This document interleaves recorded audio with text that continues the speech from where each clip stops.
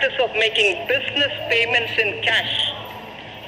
To discourage the practice of making business payments in cash, I propose to levy TDS, tax deduction at source, of 2% on cash withdrawal exceeding 1 crore in a year from a bank account. I'll repeat this. To discourage the practice of making business payments in cash, I propose to levy TDS of 2% on cash withdrawal exceeding 1 crore in a year from a bank account. Further, there are low-cost digital modes of payment such as BHIM UPI, UPI QR code, Aadhaar Pay, certain debit cards, NEFT, RTGS, etc., which can be used to promote less cash economy. I therefore propose that the business establishments with annual turnover of more than 50 crores shall offer such low-cost digital modes of payment to their customers, and no charges or merchant discount rate shall be imposed on customers as well as the merchants. No charges or merchant discount rates shall be imposed on customers as well as the merchants. RBI and banks will absorb these costs from the savings that will accrue to them on account of handling less cash as people move to these digital modes of payment. Necessary amendments are being made in the Income Tax Act and the Payments and Settlement System Act of 2007 to give effect to these provisions. So now about the revenue mobilization. I'm sure it's equally concerning for all of us. Mr. Speaker, sir, as I have started earlier, we have taken several measures in the past to alleviate the tax burden on small and medium income earners, as those having annual income up to 5 lakhs are not required to pay any income tax. We are thankful to the taxpayers who play a major role in nation building by paying their taxes. However, in view of the rising income levels, those in the highest income brackets need to contribute more to the nation's development. I therefore propose to enhance the surcharge on individuals having taxable income from 2 crore to 5 crores and 5 crore and above, so that effective tax rates for these two categories will increase by around 3% and 7% respectively. So the other measures, I also propose to simplify the tax law to reduce genuine hardships being caused to taxpayers, which include enhancing threshold of tax for launching prosecution for non-filing of returns, and exempting appropriate class of persons from the anti-abuse provision of Section 50CA and Section 56 of the Income Tax Act. So the indirect taxes. Now coming to indirect taxes, sir. We are aware that the landscape has changed significantly with implementation of the GST. In every sense, this has been a monumental reform. In every sense, this has been a monumental reform, center and states coming together and agreeing to pool in their sovereign power of taxation for common good of the country was unprecedented. 17 taxes and 13 cesses became one tax. Multitude of rates instantly became 4. Almost all commodities saw rate reduction. Tens of returns were replaced by just one. Taxpayers' interface with tax departments got reduced. Border checks got reduced and eliminated in many cases. Goods started moving freely across states, which saved time and energy. A truck started doing two trips in the same time in which it was doing one. Thus, dream of one nation, one tax, one market was realized. The GST Council deserves all the credit for this. Sir, in the initial phase, GST witnessed certain teething problems. This was natural considering the scale of the reform. However, the Council, the Centre and the states proactively worked to resolve these issues. GST rates have also been reduced significantly, where relief of about 92,000 crores per year has been given. We should not lose sight of this fact when judging the performance of the GST. The details are given in the annexure. We are further simplifying the GST processes. A simplified single monthly return is being rolled out. Taxpayer having annual turnover of less than 5 crore shall file only quarterly returns. Free accounting software for return preparation has been made available to small businesses. A fully automated GST refund module shall be implemented. Multiple tax ledgers for a taxpayer shall be replaced by just one. It's also proposed to move an electronic invoice system wherein invoice details will be captured in a central system at the time of issue. This will eventually be used to pre-fill a taxpayer's return. There will be no need for a separate e-way bill. Its rollout would begin from January 2020. Electronic invoice system will significantly reduce the compliance burden. Sir, on the customs side, my proposals are driven with the objective of securing our borders, achieving higher domestic value addition through Make in India, reducing import dependence, protection to MSME, and promoting clean energy, curbing non-essential imports, and correcting inversions. Defense has an immediate requirement of modernization and upgradation. This is a national priority. For this purpose, import of defense equipment that are not being manufactured in India are being exempted from the basic customs duty. Make in India is a cherished goal.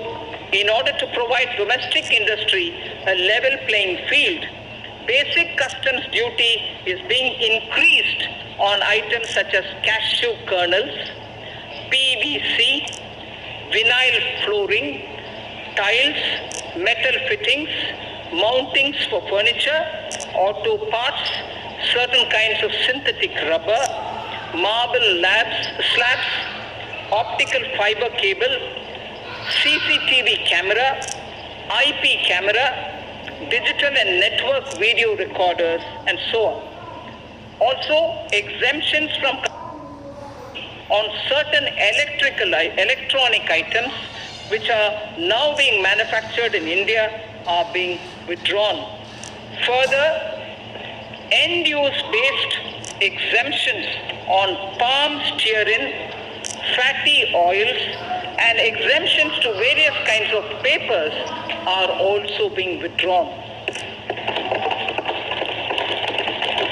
To encourage domestic publishing and printing industry, 5% customs duty is being imposed on imported books.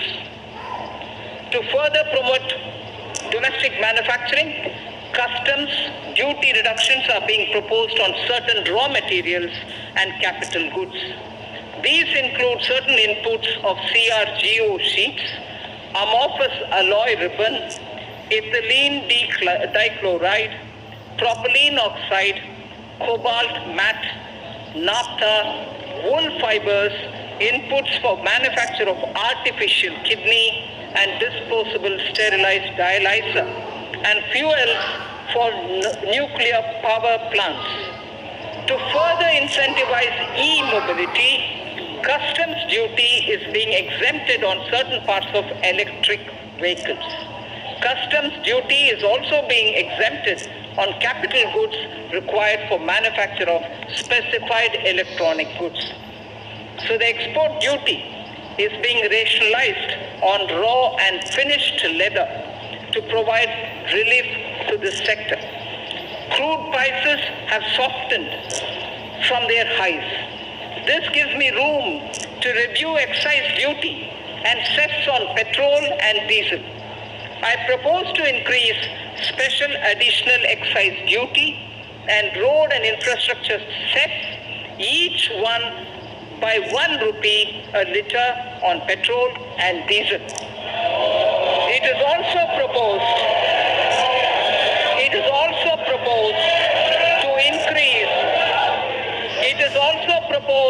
to increase custom duty on gold and metals from 10% to 12.5%. It is also proposed to increase custom duty on gold and other precious metals from 10 to 12.5%. Tobacco products and crude attract national calamity and contingent duty.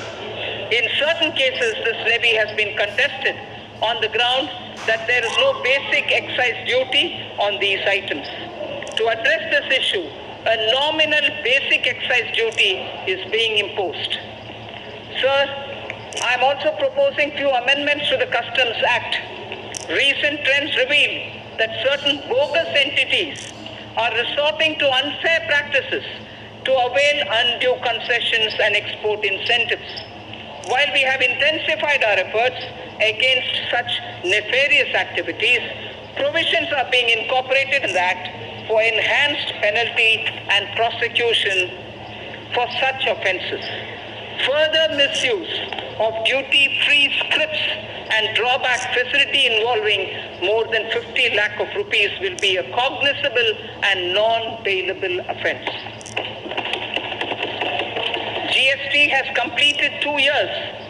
An area that concerns me is that we have huge pending litigations from pre-GST regime.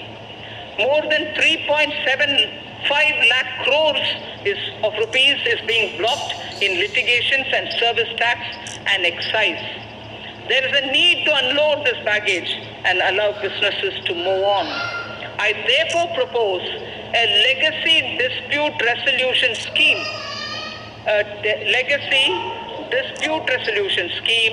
that will allow quick closure of these litigations. I would urge the trade and business to avail this opportunity and be free from legacy litigations. The details of my tax proposals are given in the annexure. Sir Speaker, I thank you for this opportunity, and with these words, I commend the budget to this august House. Thank you. To Srimati Nirmala Sitaram, Manya Vitt Mantri ji. I just would like to mention, although I have commended the budget, I just would like to mention, I have not mentioned specific allocations for the scheme and programs. I have not mentioned specific allocations for schemes and programs. All these details are available in the budget documents as much as my speech's annexure. I take this opportunity for the response that we've received for the crowdsourcing of ideas for the budget. Immense suggestions from common citizens reached us. We have benefited from the crowdsourcing. The one last mention, which is more for the curiosity's sake, the fiscal deficit. The fiscal deficit this year is 3.3%, brought down from 3.4%. Thank you. Item number 2, Srimati Nirmala Sitaraman, Manya Vitt Mantri ji. Don't have the people.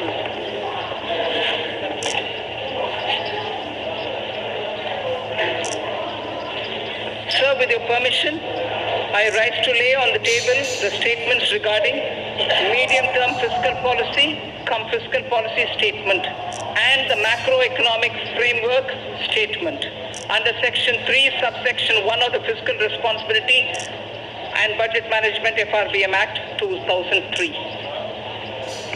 Item number 3. Sir, with your permission again, I rise to move for leave to introduce the Finance number 2 Bill 2019. प्रश्न ये कि वित्त विधेयक को पुनर्स्थापित करने की अनुमति प्रदान की जाए। जो सदस्य इसके पक्ष में हाँ कहें, जो सदस्य के विरोध में ना कहें। मेरे विचार में निर्णय हाँ वालों के पक्ष में हुआ है, हाँ वालों के पक्ष हुआ है, अनुमति प्रदान की जाती है। माननीय मंत्री जी, अब विधेयक को पुनर्स्थापित करें। Sir, I now introduce the bill. माननीय सदस्यों, मैं इस सभा की ओर से देश की पहली पूर्णकालिक महिला वित्त मंत्री जी को बजट पेश करने के लिए बहुत बहुत बधाई देता हूं। और मैं सभी माननीय सदस्यों को भी 2 घंटे 15 मिनट तक आपने जिस शांतिपूर्ण ढंग से सरकार के पहले बजट को सुना, उसके लिए भी आपको बहुत बहुत बधाई देता हूं। सभा की कार्रवाई सोमवार दिनांक 8 जुलाई 2019 को सुबह 11 बजे तक के लिए स्थगित की जाती है।